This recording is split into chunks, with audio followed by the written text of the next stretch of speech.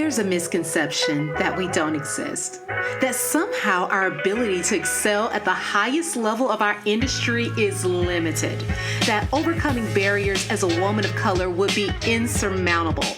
But what would happen if we decided to venture out on our own despite everything we're up against? I'll tell you. Welcome to the Black Girls Consult 2 podcast. I'm your host, Dr. Angelina Davis, a healthcare consultant, consulting coach, high performance fanatic, wife, and proud girl mom. I help transform female professionals into thriving solo consultants. And just like you, I'm wearing all the hats and doing all the things. So this podcast is to empower the busy female professionals to move past fear to start and grow a successful consulting business, despite the obstacles you may encounter. We'll dive deep into consulting practice, business strategy, mindset, and more. So grab your cup of coffee or tea if that's your thing, and let's get started.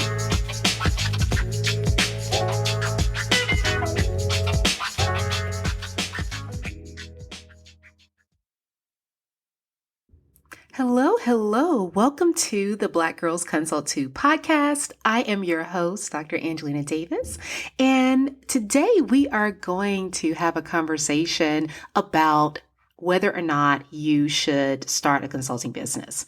And one of the reasons why I thought this would be a great conversation to start with is because I get this question a lot, especially when people are thinking about ways that they can use their knowledge and their expertise to make money, to sell.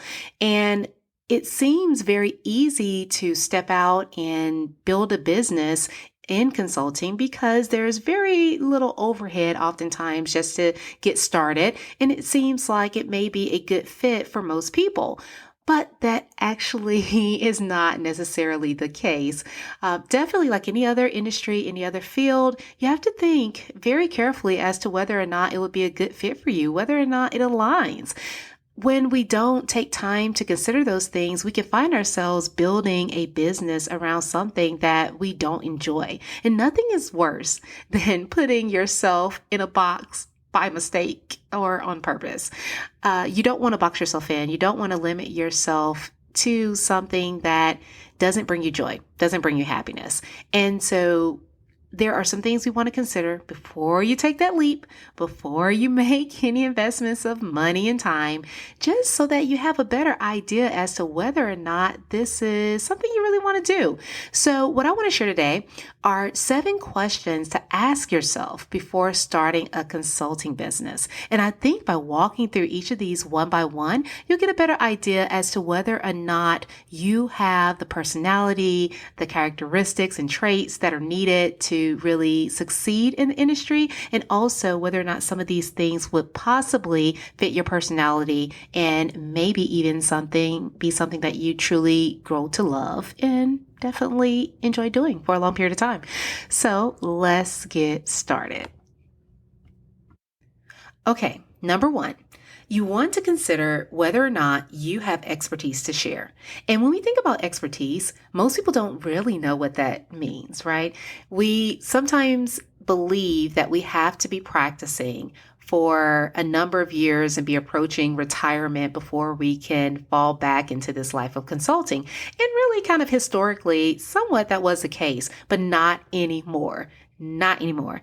And so you don't have to get to a certain age or a certain number of years that you've been working in order to meet kind of this definition of expertise. Because really, when you're talking about expertise, you're just talking about having a very deep understanding and knowledge in a given area. And it's not defined by degrees or certifications. Although I will admit that sometimes that can be a surrogate or kind of an indicator in a number of cases. But it doesn't mean just because you have a degree that you are an expert in a given area.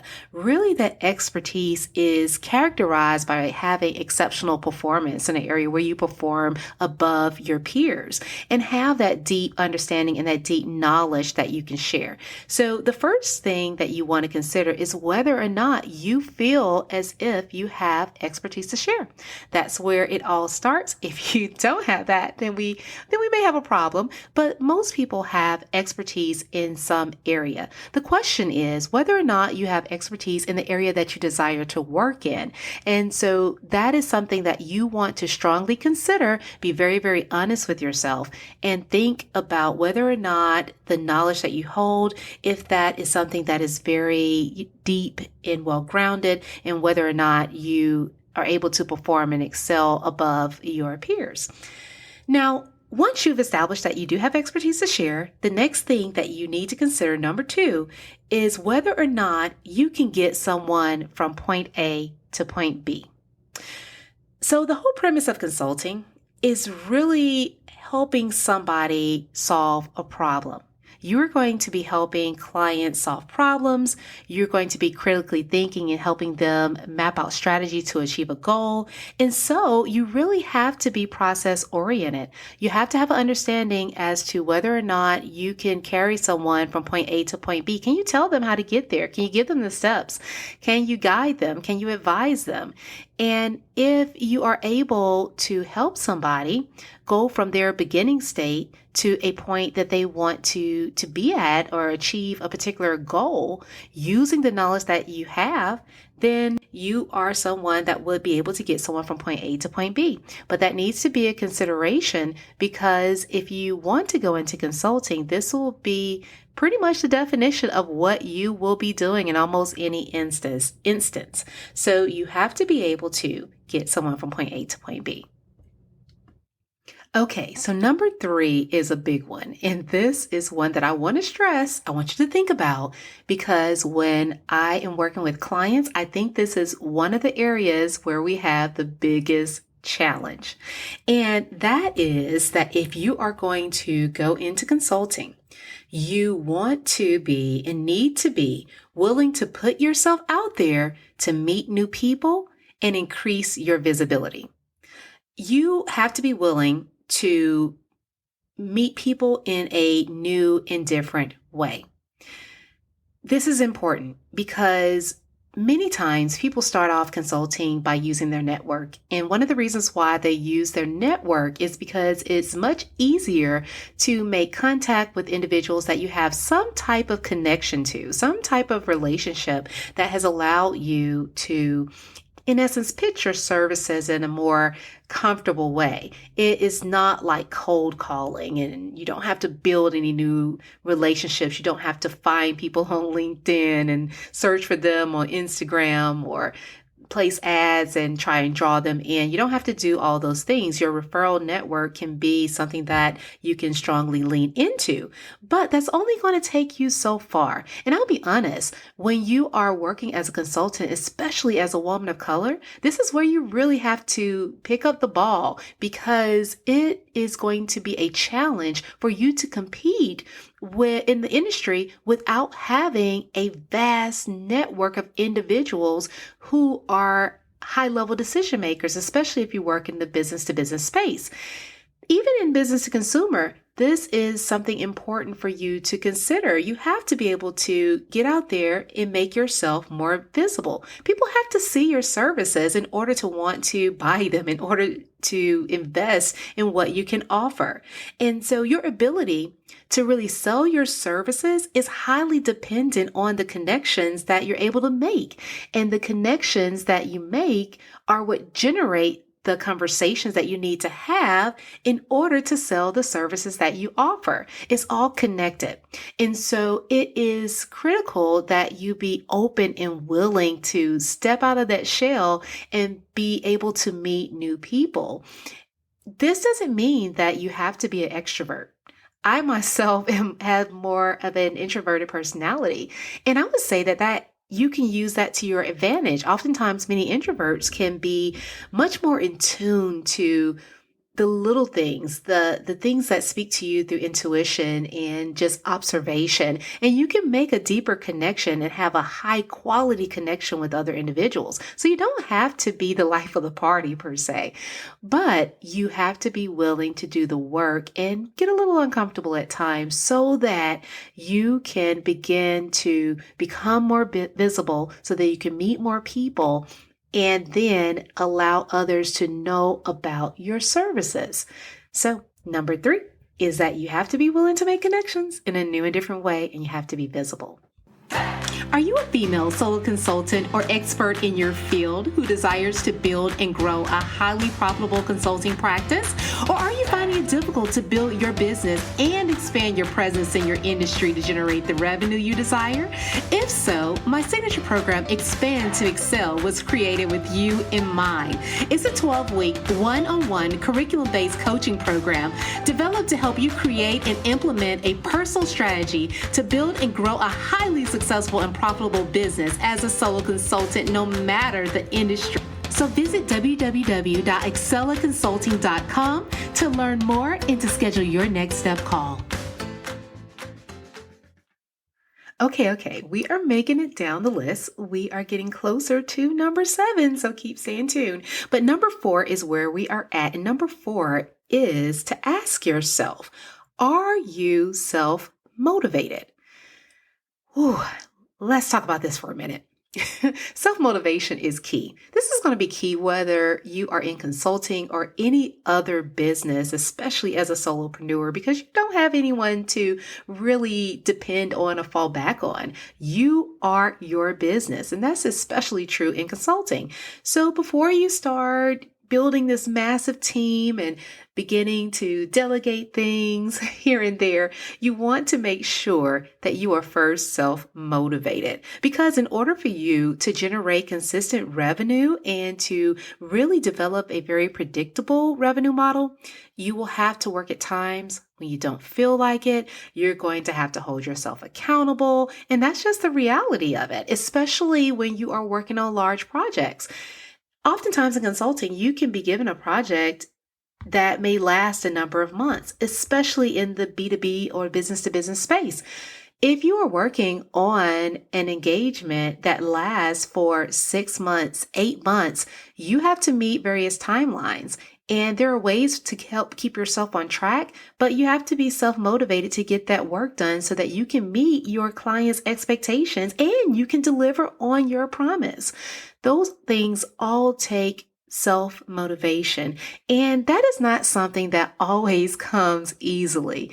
And if you're one where it takes a little bit more of a push to get you going and to hold yourself accountable, then I will say that you want to think long and hard before you enter into the consulting world, because the one thing that consulting will take, especially as a solo consultant, is going to take you being self-motivated.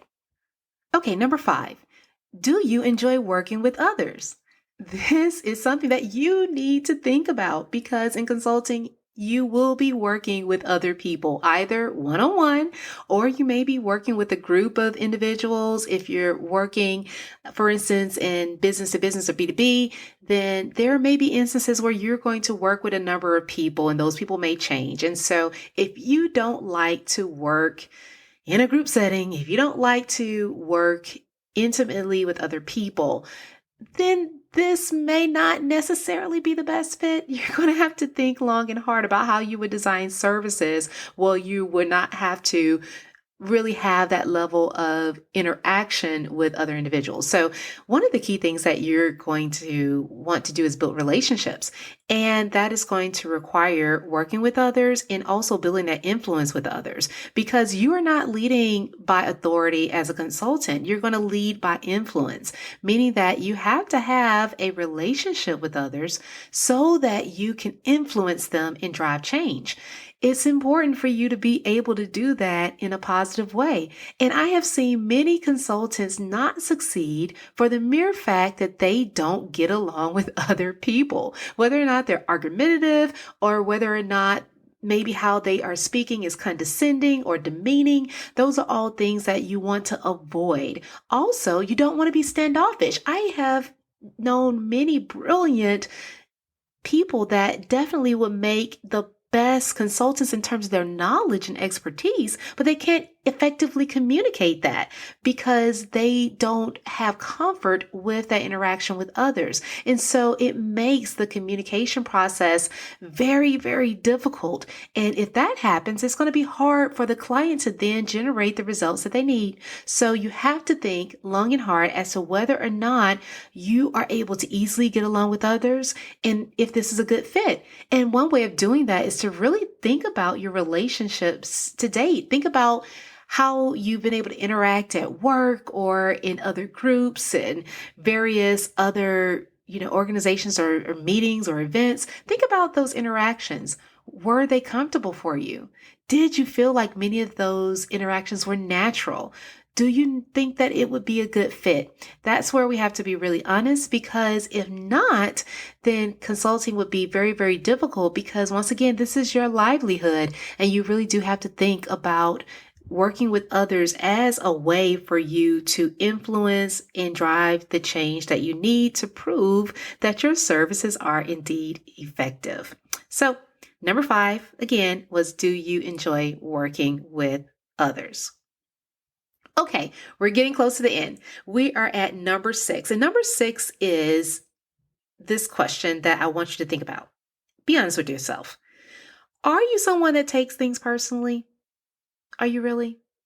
I like to ask that because if you are a very sensitive person, if you spend a lot of time trying to figure out why things happen and you may take things personal to the point where it can cause you distress and sadness or disappointment, then consulting is something that I want you to strongly consider and evaluate, because the reality of consulting is that your client does not have to do what you say. Once again, you're not leading by authority, meaning that you're not telling someone that they have to do it this way and they're going to automatically do it.